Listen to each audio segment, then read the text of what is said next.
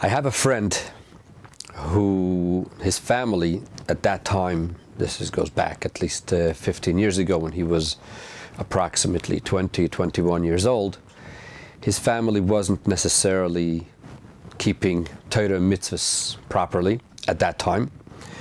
And he decided that he wants to start keeping Torah and mitzvahs, and he decided he wants to go to yeshiva.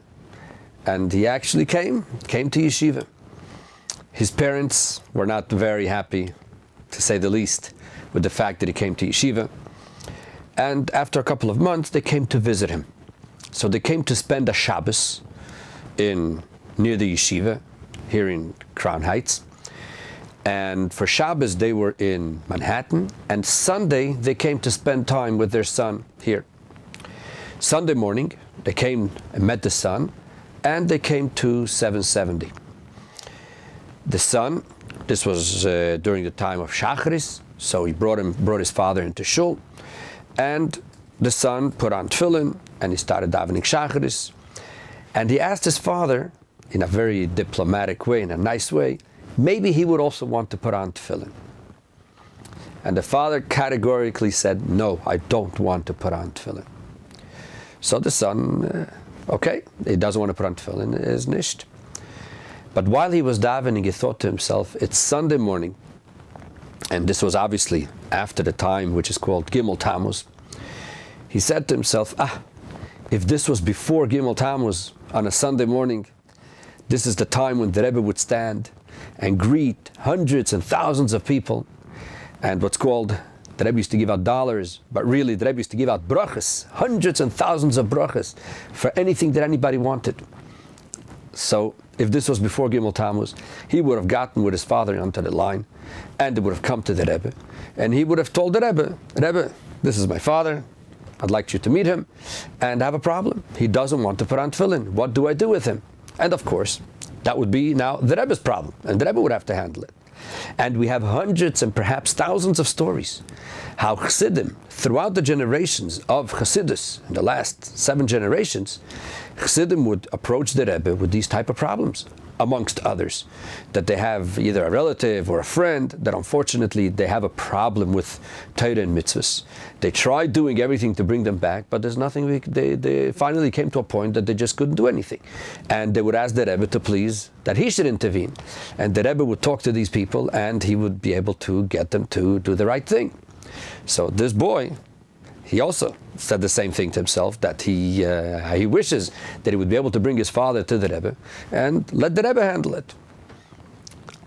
Sure enough, after davening, they went out on Kingston Avenue, the street which is right outside 770, and they passed by a store, a Judaica store that sells Sfarim and Tefillin. And the father looked in the window of this store and he saw a pair of tefillin, and he told his son, you know what, let's go in and buy a pair of tefillin. And the father bought a pair of tefillin, and from that day he puts on tefillin every day, Baruch Hashem, and the family is now frum, and they're so happy that their son grew to be a very, very fine younger man, and the whole family now, Baruch Hashem, became what they are. And there are many, many other stories like that, and I just brought this one as an example of the Chassid-Rebbe relationship, that it's not stam that the people go to a Rebbe because the Rebbe is a very smart person, he knows how to handle issues. We go to a Rebbe because it's even not only a gashmizdika, not only a material connection, but it's even a ruchnizdika connection. There is a spiritual connection, it's a soul connection, a neshama connection between the Chassid and the Rebbe. And therefore, the main question that many people have, this whole business, Rebbe Chassid, is this something that Chassidus started it? Or perhaps there is a previous, older source for it in the Torah? And this is one of the things that the Rebbe does in many, many Sichos and Maimorim and discourses, where we see in the Torah this relationship between the Chassid and the Rebbe. And this explains why we find throughout history, especially after the Chassid-Rebbe relationship, which was in the time of the Alter Rebbe, that the concept that Chassidim go to a Rebbe and ask even for material things. They don't go because the Rebbe is a doctor, or because the Rebbe understands in real estate, and that is why they ask for operations, or whether they should buy a house or move somewhere else, or all the hundreds and thousands of questions that Chassidim ask at Rebbe. No, it's something much deeper, and it's rooted in the Torah. And this is what we're going to be learning today in Parshas Vayakhel-Pekudei, where we see in the Torah this whole concept of what is a Chassid-Rebbe relationship. And this is also what the halacha says, that Shloshim Yom Kedem Achag, 30 days before Yom Tov, you're supposed to learn the halachas of the Yom Tov. And since Emir Tzashem, in a few days, within the next 30 days, is also the big day of Yud Aleph Nisan, the 11th day in the month of Nisan, which is the Rebbe's birthday. So Chassidim prepare for the Rebbe's birthday in the proper manner to reinforce their connection to the Rebbe. So we're going to learn a very interesting portion in our weekly Seder, and we're going to see that there is a question in the Pasuk, and the way Rashi explains it to us, he sheds light to this beautiful concept of the Rebbe Chassid relationship. So let's go directly into our sources, and this is taken from Likutei Sichos, Chelik Yud Aleph, volume 11, pages 169 through pages 174. In the Torah, in Parshas Pekudei, Perek Lamed Tes, Pasuk Lamed Beis, if you look in your source number 1, I brought down, there's about 10 psukim here, I just brought down a few words from each one, because we're just going to summarize what happened over here. There were 2 parshas previously, Parshas Truma and Parshas Tetzaveh. In Parshas Truma, the Rebbe explains to Moshe Rabbeinu the Mishkan, the tabernacle in the desert, how he wants it to be built. All the details with the vessels that were in it, and the furniture, and the coverings, etc. Parshas Tetzaveh discusses the Kohanim, what the Kohanim had to wear, the clothing of the Kohanim, of the Kohen Gadol, and the regular Kohen, the korbanos, the sacrifices that they had to bring to inaugurate the Mishkan, etc. These are Parshas Truma and Tetzaveh, how the Rebbe told it to Moshe Rabbeinu. The Parsha of Vayakhel and Pekudei, over there in Parsha Vayakhel, the Torah says how the Yidden actually built the Mishkan with all its vessels and all its coverings. That's Parshas Vayakhel. And Parshas Pekudei discusses also the garments of the Kohen Gadol and the Kohen Hedit, and how they actually finished putting up the whole Mishkan. So let's go to Parsha Pekudei, Perek Lamed Tes, Pasuk Lamed Beis. Vateichel kol avodas Mishkan el moed. The whole work to put up the Mishkan was finished. Vayasu b'nei Yisrael kechol asher tziva Hashem es Moshe kein asu. The Yidden did exactly everything that the Rebbe told them to do, to Moshe Rabbeinu to do. This is what they did. Vayoviu es Mishkan el Moshe. They brought the whole Mishkan, the whole tabernacle to Moshe. Es ha'oihel ves kol kelav, the whole tent and with all its vessels. Es arein ha'ed, the furniture. Es arein ha'edus, the ark. Es ha'shulchon, the table that had the lechem upon him, the bread. Es ha'menorah, the famous menorah. Ves mizbach hazav, the altar which was from gold that was inside the Mishkan. Es mizbach anchoshes, the mizbeach of copper which was outside, the altar where they brought all the sacrifices, all the karbonis. Es hakiyor, the faucet with the water. Es kale hachotzer, es amudeho, the curtains from the outside with the beams. Es bigdei hasrod, all the coverings that they used in the Mishkan. Es bigdei hakodesh le'arim, ves bigdei vonov, all the clothing that Aaron, the big Kohen, the Kohen Gadol wore, and his children, the regular Kohanim. Kechol asher tziva Hashem es Moshe, kein asu b'nei Yisrael es kol aveda. Whatever the Rebbe told Moshe Rabbeinu, this is how the Yidden did everything. Source number 2, Pasuk Mem Gimel, in the same Perek in Lamed Tes. Vayar Moshe's kol ha'malacha. Moshe Rabbeinu saw everything that they did. Vehine asu oiso kasher tziva Hashem kein asu. The Yidden did it exactly how the Rebbe told him. Vivarech oisam Moshe. And Moshe Rabbeinu blessed them. Now we're going to analyze what is this blessing and whom did Moshe Rabbeinu bless. Let's look at Rashi, number 3. Source number 3 says Rashi, Vivarech oisam Moshe. Moshe Rabbeinu blessed them. Says Rashi, Omar lahem, he told them, Yehi rotzoin shetishre shchina b'maisi yedechem. Let it be Hashem's will that the Shechina that the presence of Hashem will rest in the work of your hands, in your artwork. And then he added another tefillah, another prayer, taken from Tehillim, Perek Tzadik. The pasuk says over there, "Vihi noyam Hashem Elokeinu aleinu." The Eibishter should have the pleasantness of the Eibishter should be on us, and as the pasuk continues, that the Eibishter should establish everything that we do. Vegoimer, etc. And then Rashi adds, "Vehu echad miyud aleph mizmorim shebetfilah leMoshe." And this is one of the 11 chapters which are a prayer of Moshe Rabbeinu. In other words, in Tehillim, we have 11 chapters that were written by Moshe Rabbeinu. As you all know, or you may not be aware, the Tehillim, of course, was written by David HaMelech. However, David HaMelech wrote it together with 10 Zkanim. There were 10 people, Avraham Avinu, Asaf, the children of Kairach, etc., Yedusun, and Moshe Rabbeinu. So therefore, says Rashi, that what does it mean that Moshe Rabbeinu blessed them? He told them, first of all, he told them one prayer, that Yehiratzin, let it be Hashem's will, that the Shechina should rest in your work. Second thing he told them, the pasuk of Tehillim Perek Tzadik that starts with the word Tefillah LaMoshe, prayer to Moshe, Vihi noyam Hashem Elokeinu aleinu, that let the pleasantness of the Eibishter be on us. And Rashi adds, and you should know, that this is one of the 11 chapters of Tefillah LaMoshe. This is basically what Rashi says. Now we need to understand, what is Rashi's problem over here? When we look at the pasuk is so simple, it's so nice and clear. The pasuk says that they brought all the work to Moshe Rabbeinu, and Moshe Rabbeinu saw that they did such an excellent job. So, what's Moshe Rabbeinu's reaction? Guys, you are great! That's what Vivarech Moshe means. Moshe Rabbeinu blessed them. He said, guys, may the Rebbe bless you with all the good brachas. Comes Rashi and says, no, that's not what happened. Do you know what happened? Here, Vivarech doesn't mean that Moshe Rabbeinu blessed them. Here, Vivarech means that Moshe Rabbeinu prayed for them. As if it would say, Vayispalel avuram Moshe. Moshe Rabbeinu prayed for them. So the question is, why? Why did Moshe Rabbeinu have to pray for them? Everything seemed to be fine. So the question is, why is Rashi switching?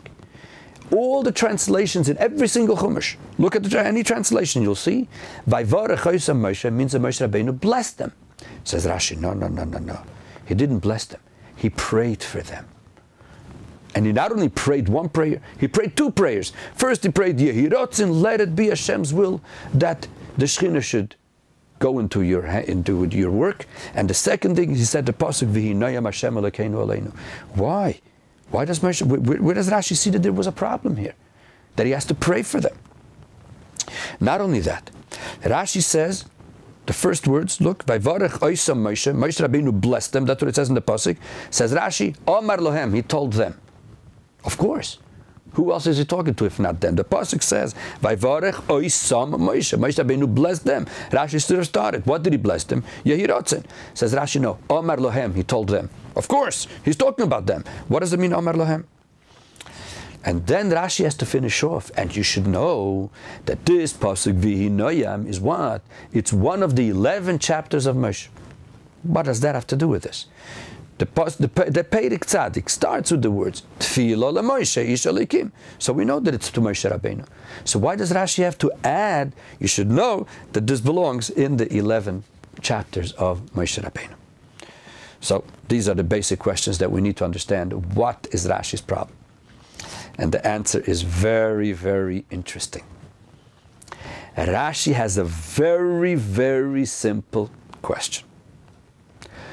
Whom did Moshe Rabbeinu bless over here? Vivarech Moshe. Moshe Rabbeinu blessed them. Whom is he blessing? When we look at the psukim, it seems pretty simple. Moshe Rabbeinu saw all the people who did the work. Vayar Moshe skala malacha. He saw all the work. Vehine asu oisa kasher tziv Hashem kein asu. Right? That they did the job properly. So who is Moshe Rabbeinu talking to now? The people who did the work. Yeah? Says Rashi, no. I have a problem here. They are not the only ones who deserve a Yasher Koyach. When we look previously in the Torah, we see that the Rebbe, when he said, I want a Mishkan, the first thing that he needed before he called over the workers, who did the Rebbe need? He needed people to help, sponsor, bring all the things that we need in order to do the Mishkan. And as we see in the Torah, that Yidden came and brought everything, so much stuff. So the question is, wait a minute. Why didn't all the Yidden get a blessing? Why is Moshe Rabbeinu blessing only the people who worked in the Mishkan? Why isn't he blessing everybody? As you give a look in your source number 4. What does it say in source number 4? In Parshas Vayakhel, in the previous Parsha, in the beginning, it says in Perek Lamed Vav Pasuk Chaf Aleph, Vayavoyu kol ish asher nesa'eh libo. All the people who their heart desired them, and they brought things to the Mishkan. Vayavoyu ha'anoshim al anoshim. The men came and the ladies. Vechol ish asher nimtza itoi. Everybody who had gold and silver and whatever they all brought. Vechol ish shachach masleiv. All the women who had a special craft, so they also did their part. V'hanisim eviu, the nisim brought. Kol ish ve'ish asher nodav libam oisam. All the people who their heart desired them to bring. Heviu b'nei Yisrael nedav al Hashem. They brought a nedava to the Eibishter. They brought an offering, and they brought every single day, every single morning, until vayavoyu kol hachachamim ha'oisem melachas hakodesh. Till all the craftspeople, all the people had to work, what we call the technicians, they came and they told Moshe Rabbeinu, vayomrem Moshe, they said to Moshe, marbim ha'am lehavi, the people are bringing too much, we don't need so much. So what did Moshe Rabbeinu do? Vaitzav Moshe vaviru koel b'machan eleimer. So Moshe Rabbeinu sent out this announcement to all the people that it's enough, stop bringing. Vayikole ha'am mehavi, and the people stopped bringing. And the pasuk says, V'amlocha hoisa dayom lechol amlocha lases eisa v'hoiser, that what the people brought was enough for all the work that they had to do, and there was leftovers. How come over here we don't see that when the Yidden did such a good job in bringing so many donations? How come we don't see that Moshe Rabbeinu said, guys, Yasher Koyach, excellent. How come we see only after they finish the work? Who gets a Yasher Koyach? The workers. But all the Yidden who brought all the stuff, and they did even more than what they were supposed to, Moshe Rabbeinu didn't give them a Yasher Koyach. Why? Therefore, says Rashi, no. There is no question that the Yidden got a Yasher Koyach when they brought everything to Moshe Rabbeinu. Moshe Rabbeinu was, as the Gemara says, Moshe Rabbeinu, he was a Oyev Yisrael. He loved everybody. He was a mensch. There's no question that Moshe Rabbeinu gave everybody a Yasher Koyach when they did something. No question about it. What happened over here is something else totally. What happened over here is, and I would like to give an example. Let's take, for example, NASA. What does NASA do? They send spaceships up into in space, and they do all kinds of experiments, etc. Now, NASA is divided into two parts. You have the sponsors, those who pay for everything. It costs millions and billions to run NASA. And then we have the technicians. The technicians are the ones who are supposed to put it all together. Now, what happens if one day, God forbid, NASA prepares, for years, they prepare a spaceship, and then all of a sudden it comes to the launching, they start the engine, they start going, making all the noise, everybody's standing there and watching, and all of a sudden, the spaceship doesn't go up, there's a failure, it doesn't work. Or, chas v'shalom, like happened in the past, the spaceship goes up and blew up. Who gets blamed? Do you blame the technicians, or do you blame the sponsors? Who would you blame, the sponsors or the technicians? You could say it both ways. You could say it's the technicians, because they should have known better how to make a better spaceship. Or you could say no, the sponsors. If they wouldn't have given the money, we wouldn't have had a disaster. No, it doesn't work that way. We know that who do we usually blame in such a case? Obviously, the technicians, because they are the ones who are supposed to do the job correctly. The sponsors, they are the ones who pay. The sponsor's wife, the wife may have complaints to her husband, why'd you give money to these guys who don't know what they're doing? But the people out there will not have any complaints to the sponsors. This is what happened over here. We have technicians. They brought the Mishkan to Moshe Rabbeinu. Everything was done. And all of a sudden, there was a major failure. It didn't work. And therefore, Moshe Rabbeinu had to make a special tefillah to help them out because things were going pretty bad. What was the major failure? What was the major failure? And this is what Rashi is trying to explain to us. That over here there was a major thing happening, that they came to Moshe Rabbeinu and said, Moshe, help! We need your help! And Moshe Rabbeinu said, no problem, I'm going to daven to the Eibishter and we'll take care of it. What was the problem? There were two sets of technicians here. One set was the people who did the actual work of the Mishkan.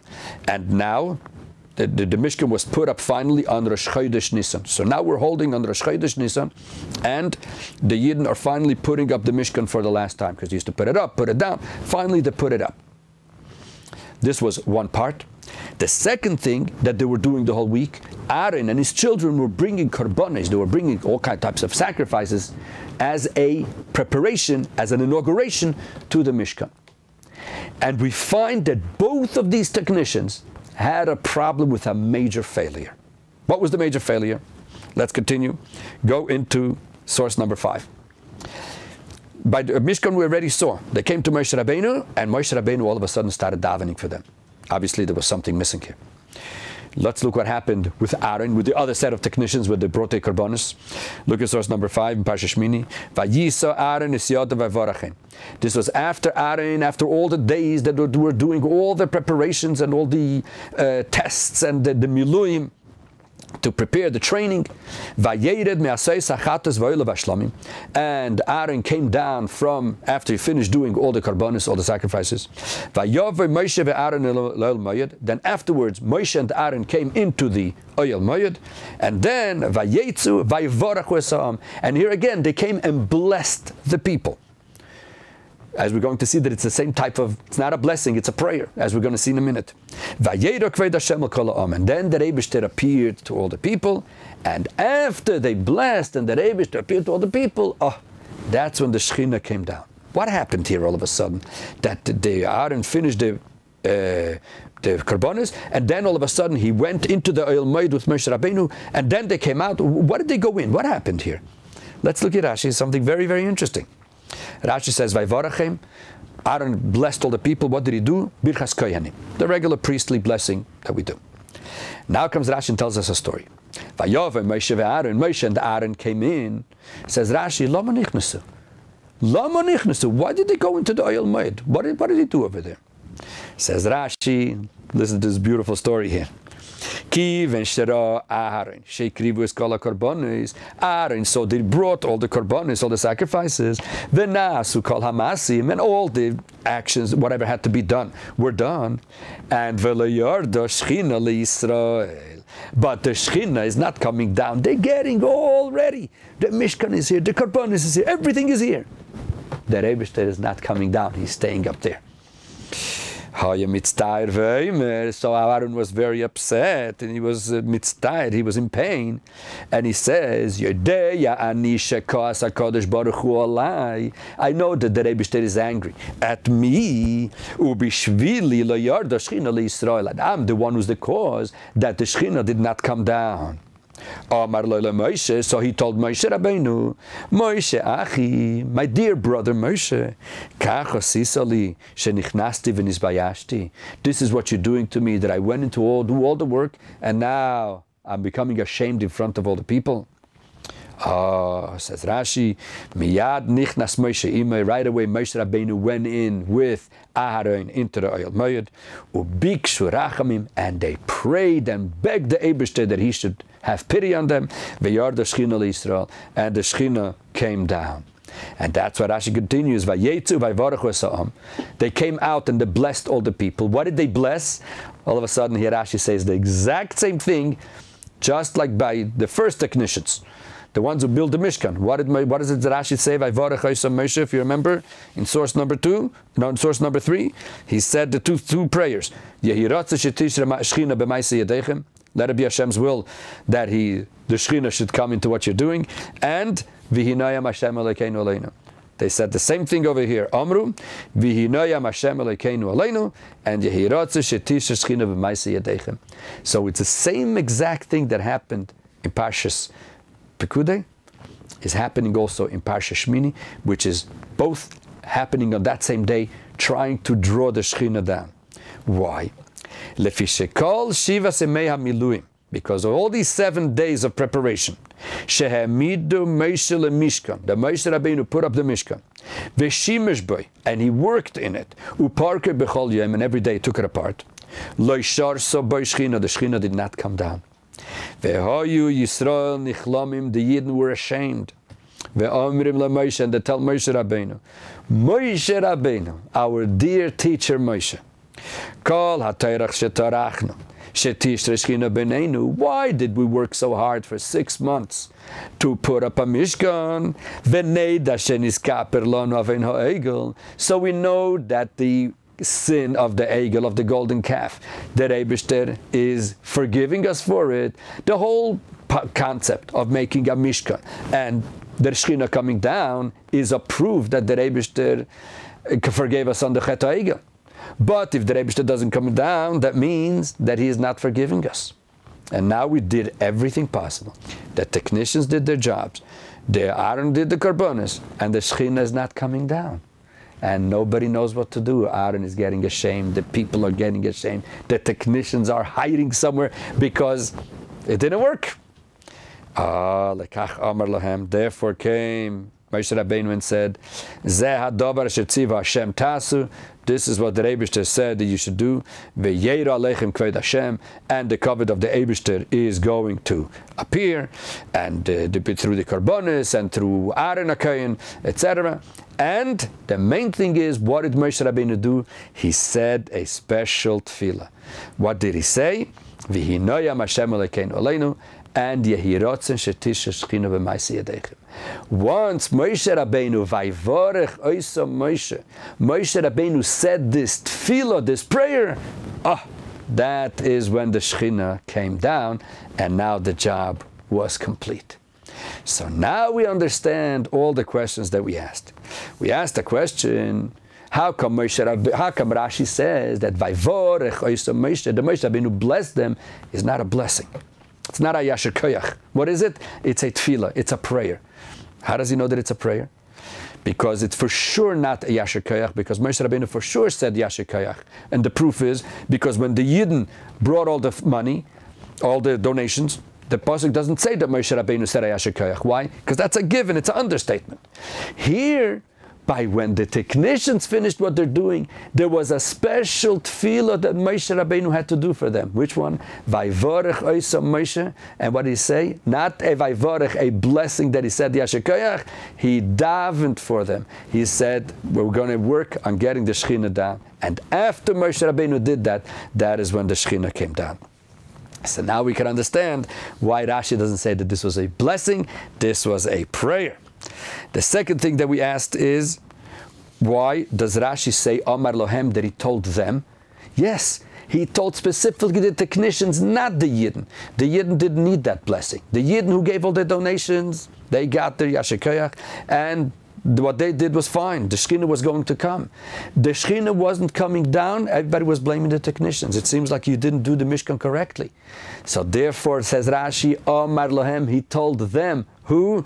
The technicians. And therefore, Moshe Rabbeinu said, Yehirotzen shetish Shechina b'maaseh yadechem, in the work that you did, not in your donations, but in your work, your crafts, because they were the technicians. And that is why Rashi says that there were two prayers here. One is Yehirotzen shetish Shechina b'maaseh yadechem, that the Eibishter should bring the Shechina into the work of your hands. But then Moshe Rabbeinu added another very important point. He didn't just say in your hands.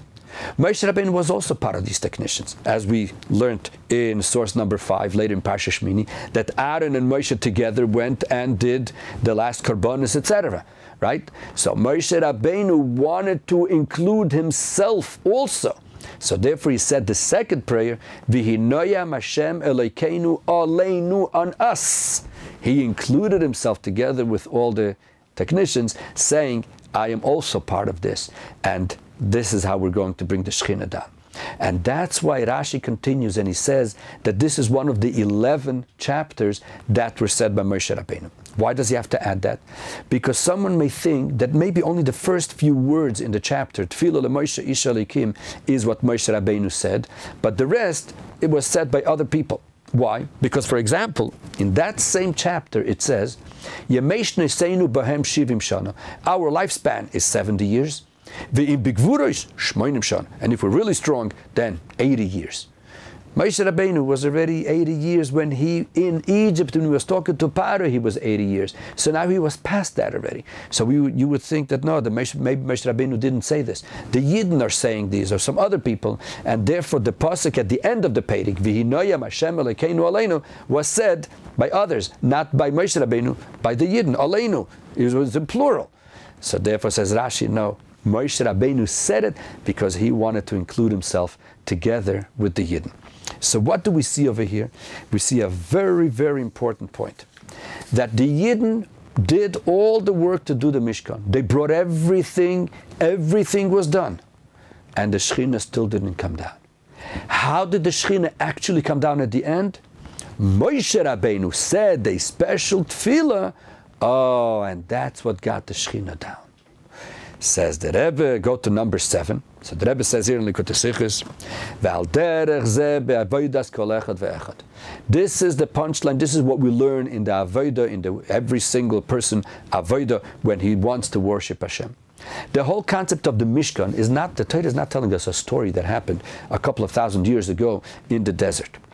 The whole concept of the Mishkan, the Torah says, Ve'asu li mikdash, the Yidden should make me a sanctuary, Ve'shachanti b'soichom, and the Rebbe will rest in every single Jew. Every single person has this Mishkan, this mikdash, this sanctuary in him, and he has to make sure that the Rebbe should be able to rest in this miniature Mishkan. So therefore says the Rebbe, look at your source number 7. Gam le'achar gmar v'ashlomas avodos shenei adoloi. When a Jew, even after he finishes doing all the work that was assigned to him, all of Leida he has to know. He cannot come to the final completion, the final goal of this work, which is Hakamas Mishkan lo yizbarich, to be able to put up a Mishkan. The Jew cannot do it himself. He could do all the work as a preparation, but the final touch, he will not be able to do it himself. He has to bring all the good work that he did. Who does he have to bring it to? To Moshe Rabbeinu. And the Rebbe continues. It wasn't only a Moshe Rabbeinu 3,000 years ago. The Zohar says, "Is pashtusa de Moshe bechol dora vedora." In every single generation, there is an extension of Moshe Rabbeinu. Ad likvoikdushas muchad mur nesiderenu. Until the Rebbe always used to talk about the Frierdiker Rebbe as the Rebbe, and therefore the Rebbe says that he is the extension of Moshe. The previous Rebbe is the extension of Moshe Rabbeinu. And why does a Jew have to bring to him all his work? The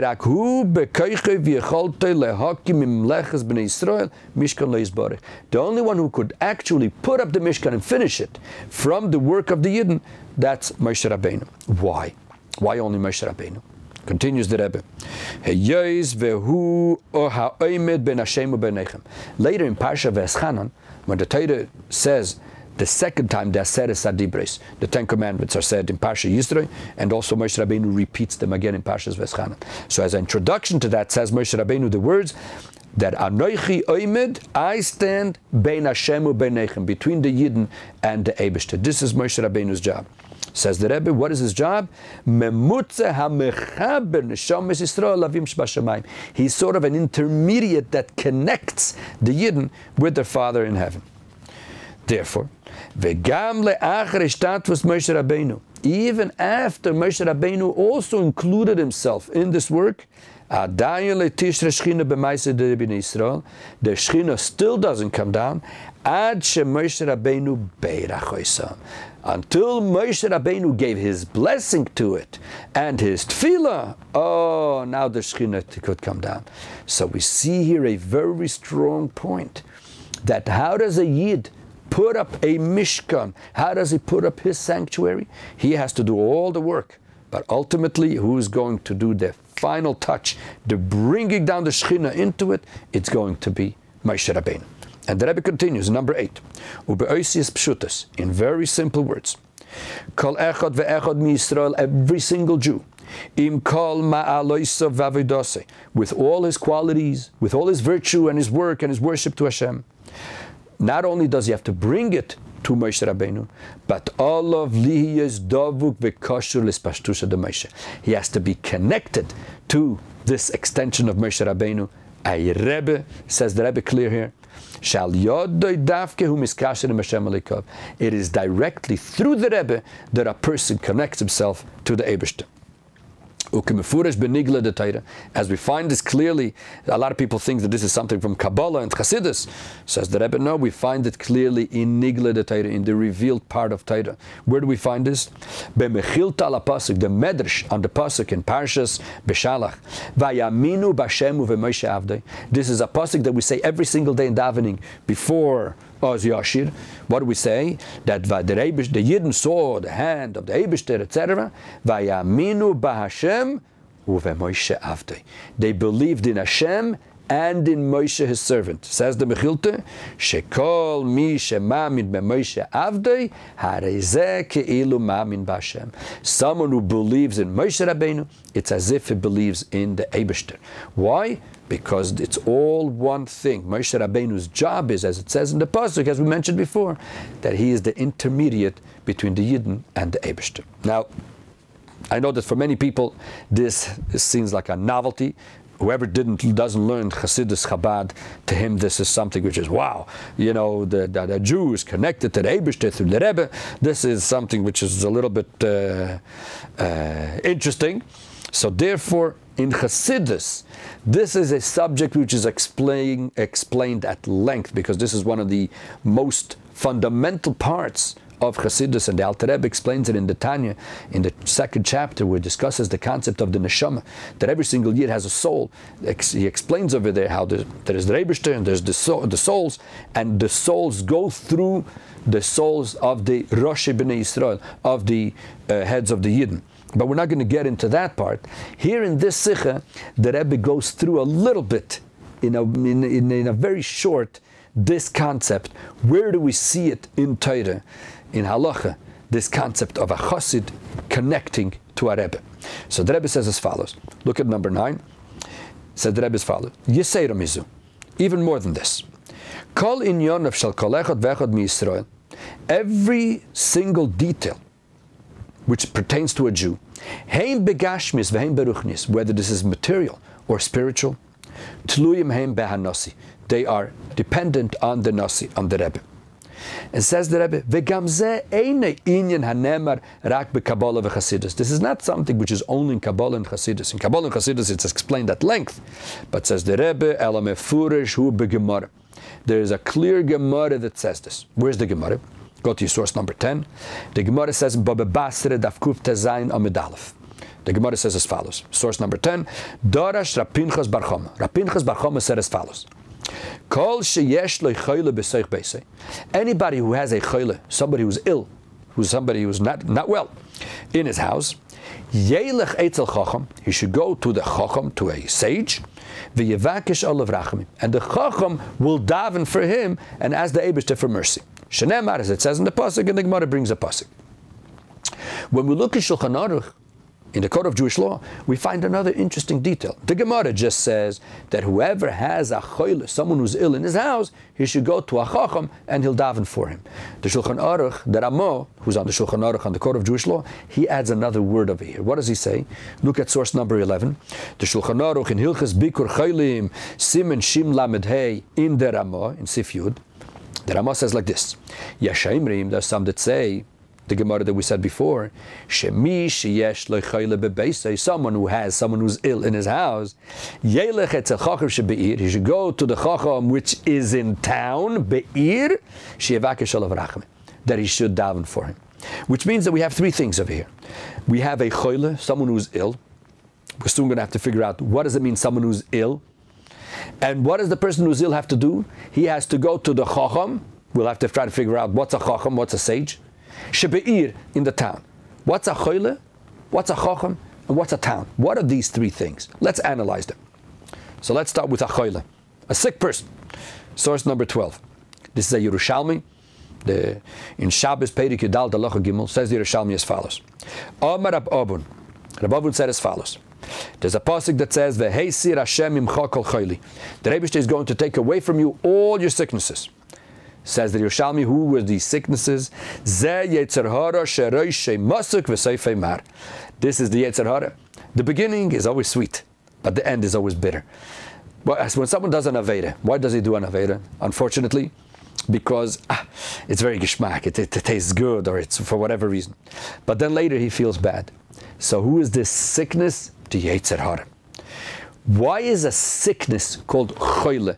In Hebrew, every word means something. What's the connection of the word chole to sickness? Look at source number 13.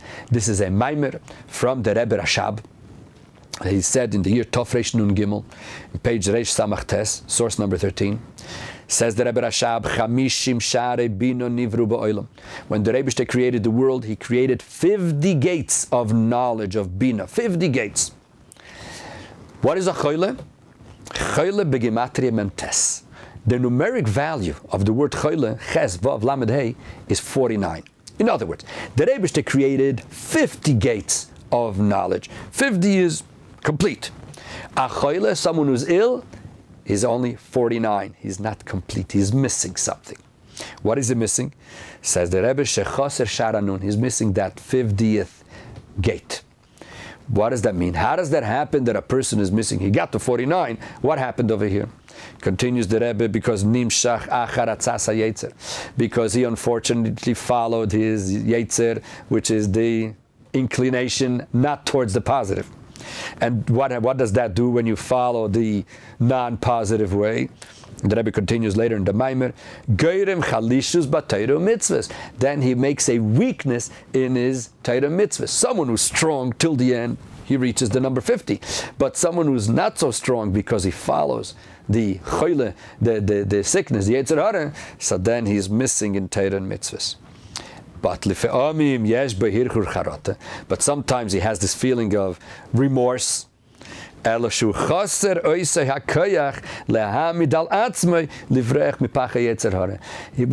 mean in sickness? He doesn't have the power. He's weak to be able to fight with the yetzer hara and not to fall into his trap, and to be able to get back to the number 50. So that's why a chole. What is a chole? Someone who unfortunately the yetzer hara got to him, and now he needs extra strength to be able to get back to the 50, and he can't do it by himself. So what is the Torah? And this is a chole, someone who's ill, not only begashmis on the material level, but even in spiritual things, as we see over here clearly. What's a chole? Someone who in spirituality, he's lacking that last step to be able to get to the top. Why? Because he follows his yetzer hara. So therefore, says the Gemara, what is the Eitzah? What is his remedy? He should go to a chochom. What is a chochom? A chochom is not just a regular sage. Let's look at the sources. There's a Gemara in Tamid, look at source number 14. Tamid daf lamed beis amud aleph, says the Gemara, Ezeu chochom. Who is a chochom? Says the Gemara, Haroye es hanoilad. Normally this is translated, someone who sees the outcome, what is going to happen. In other words, he knows from the beginning, he has sort of hindsight. But the literal translation of Haroye es hanoilad doesn't mean the outcome. Noilad means what's born, the origin of everything, the source of everything. What does it mean he sees the source of everything? Explains Alter Rebbe in Tanya. Look at your source number 15. In Tanya Perik Mem Gimel. Pirish, what does it mean? Haroyes hanoilad, says the Alter Rebbe. He sees the source. Sheroye kol davar, he sees everything. Eich noilad v'nizhave meyayin liyesh bidvar havaya v'ruach piv. How did something become? How does something become created? Because the Rebbe said words, and from the words something happened. Which means the chochom, he doesn't see a wall. He sees, or a stone. What does he see in a stone? A stone in Hebrew is a even. He sees Aleph, Beis, Nun, the letters of the Rebbe's speech. This is what he sees. And therefore, continues the Rebbe, look at number 16. But because the chochom is someone that when he sees something, he doesn't see the material thing. What does he see? The words of the Eibishter, the letters that happen from the Eibishter's speech. And he doesn't just see the material, he sees the source of it. He sees the real thing. A little child who looks at a computer, to him it's a toy. He doesn't understand what is over here. Someone who's a grown-up and he sees, oh, he knows this is a computer, this is something much deeper. And the same thing the chochom. The chochom, a simple person sees a stone is a stone. The chochom sees the aleph, beis, nun, the words of the Eibishter. And then what could he do? Says the Rebbe, therefore, when he sees the real stuff, the letters of the Eibishter, number one, he could therefore diagnose the correct sickness because he sees the actual thing. Where is the problem? And the second thing, he can therefore daven to the Eibishter and fix it. Why? Because he sees the letters of the Eibishter, right? Then he could also change the letters. Because see that the letters went a little off track, whether because the person did something wrong or whatever, and then he just fixes it. Al derech, just like we find in the Gemara, the famous story with the Tana, that instead of oil they had vinegar. So what did he say? Mishe Omar Lashem and V'yidlik, the one who told the oil to burn, he told also the Yemer Lachemet V'yidlik. He could tell also the vinegar to burn. In other words, if you know the correct letters, what to use, then you could take even vinegar and make it burn. So therefore we see that what is a chochom? A chochom is someone who sees the essence of everything, the words of the Eibishter, and therefore he could diagnose clearly the sickness and he can fix it. However, there's another condition for somebody to be a chochom. Not only that he has to be able to see the inside. By the way, this is why when anybody wrote a letter to the Rebbe, he had to write his name and his mother's name. He didn't have to give his social security number or his family name. He had to give the mother's name. Why? A lot of times people used to write a letter and the Rebbe would ask, Shem Imai, what's the name of the mother's name? Because in order for the Rebbe to be able to see the person thoroughly, he has to see who's the mother, and then he could see the Sheiresh HaNeshama, he could see the source of the Neshama, and then be able to answer this person. And this also answers, how could the Rebbe sit in his room and answer whether a person in Australia should do an operation or whatever, and he didn't even see the x-rays? How could he do these type of things? And of course this is a subject which is discussed all over the place.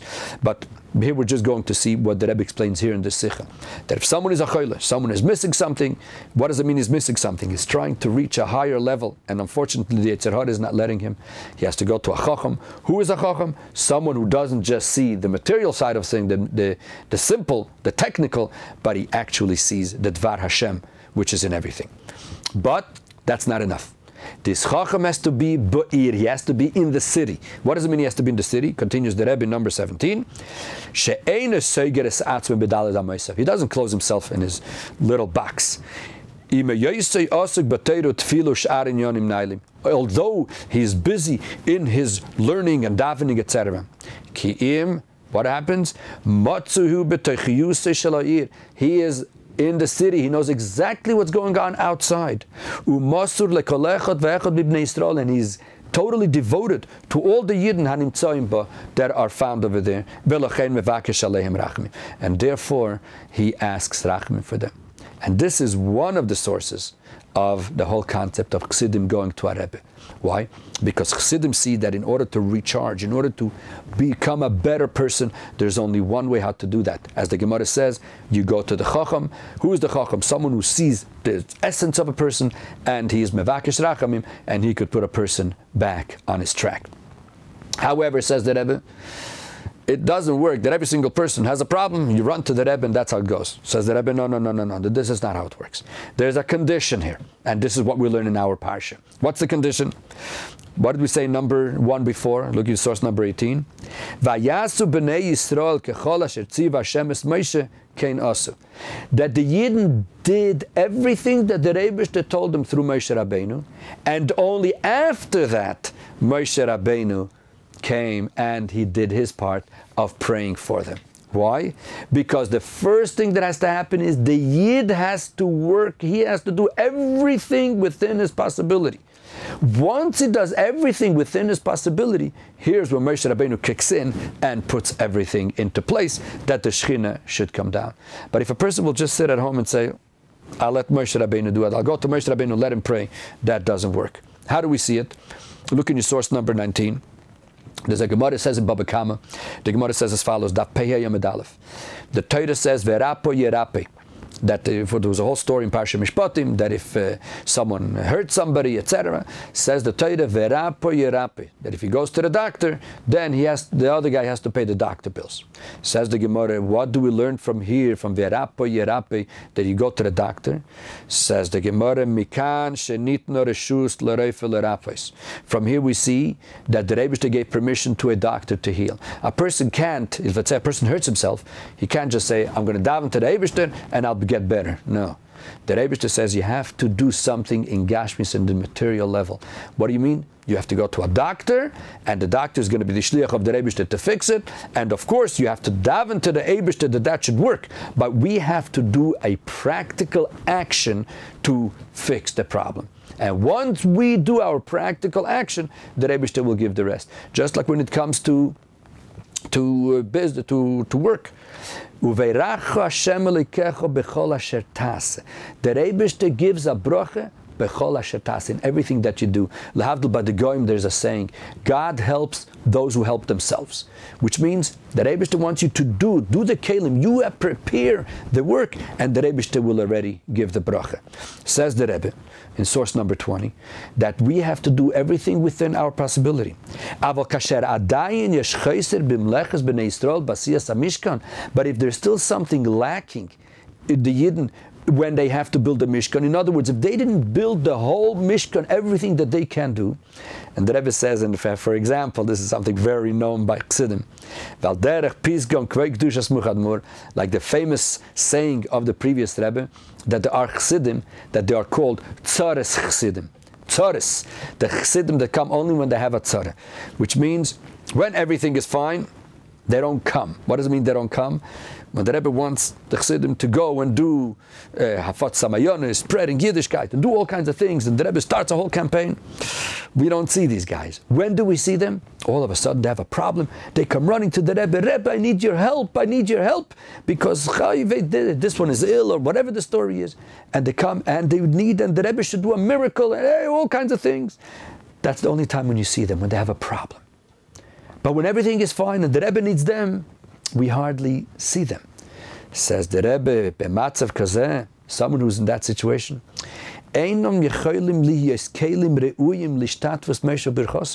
these people, they're not the correct vessels to be able to receive the bracha of Moshe Rabbeinu, because the bracha of Moshe Rabbeinu has to come into something that is prepared, into something that the person puts in. So when a person puts in, and then he comes to say, Rebbe, I have a problem, please help me. The Rebbe says, sure, no problem, because you did your part, I will do mine. But if the person is not going to do his part, and he wants only the Rebbe to do his part, it's not going to work so good. However, says the Rebbe, the number 21, source number 21, but when the Yidden do their job properly, to the maximum of their ability, according to what they could do. And then when they did everything they can, they come to Moshe Rabbeinu in the proper way. How do they come to Moshe Rabbeinu? Be'emunah. With a trust, a belief. They trust the Rebbe 100%. As the Chachamim said, that we mentioned before, that they really trust in the Rebbe, that he actually can do what they need from him to do. Says the Rebbe, Hine oz mishtatef Moshe ma'aveido shel kol echad ve'echad. Then the Moshe Rabbeinu will, it takes part in the work of every single one, just like we saw over here in the Mishkan. Umevarech, and he blesses. Umesayeya, and he helps. Upoyel bebirchosei hashroas hashchina shel klal Yisrael u'Moshe b'teicham. And through this, what does he manage to do? He accomplishes that the Shechina comes down in every single Jew, umevi es kol echad ve'echad l'shleimusei ha'amitis, and brings everyone to his ultimate completion. because that is the job of Moshe Rabbeinu, to complete. And therefore, this is one of the sources, and again, we only touch the surface of the subject, of the connection of the Rebbe to Chassidim and Chassidim to a Rebbe. Because we see over here that the Yidden are coming, they're making a Mishkan, they want the Eibishter to come down, and they want to bring down the Eibishter. They did everything they can. All of a sudden they come to Moshe Rabbeinu and say, Moshe Rabbeinu, what do we do? The Shekhinah is not coming down. Says Moshe Rabbeinu, don't worry. You did everything you can, I will do the rest, and I will bring the Shekhinah for you. And this is what we learn, that Chassidim, everything that they do, they make sure that that goes through the Rebbe, because the Rebbe is the one that brings the Shekhinah, Vivarech Oisam Moshe. And this is, for someone who wants to learn the subject a lot longer, obviously he should go into Tanya Perek Beis, the second chapter in Tanya, where the Alter Rebbe explains the neshama of every single Jew, and over there the Alter Rebbe explains it much longer, and all the Mefarshim. And what we said today is just one little line on this beautiful and fascinating subject of the Rebbe-Chassid relationship. And this is the perfect preparation for the big Yom Tov, which is coming up very soon, which is the day of Yud Aleph Nisan, the 11th day of Nisan, which is the Rebbe's birthday.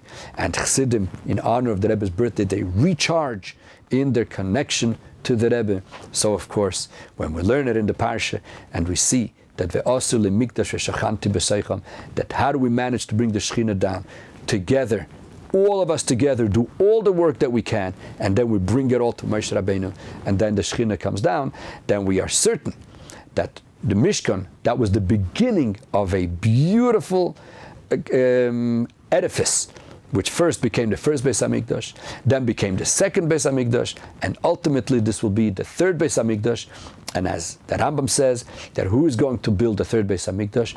Mashiach Yivne HaMikdash B'mkayim. Mashiach is actually going to build the Beis HaMikdash. In other words, all the Yidden together are doing all the work during the time of Golus to be able to reach to that point, and then Mashiach is going to do the final step. As we see in our Parsha, Vivarech Oisam Moshe, that Moshe Rabbeinu is the one, through the work of all the Yidden, where he brings it all into completion. So therefore, let us strengthen our iskashers to our Rebbe and learn the subject, how it is in not only in Kabbalah and Chassidus, but also how it is in Nigla de Torah, and through that we will be Zeicha very, very soon to see the Beis HaMikdash Ashlishi, which came through all our work together, and of course how Mashiach is going to Yivna Mikdash B'mkayim, who will build the Beis HaMikdash Ashlishi. Teikef umiyad mamash.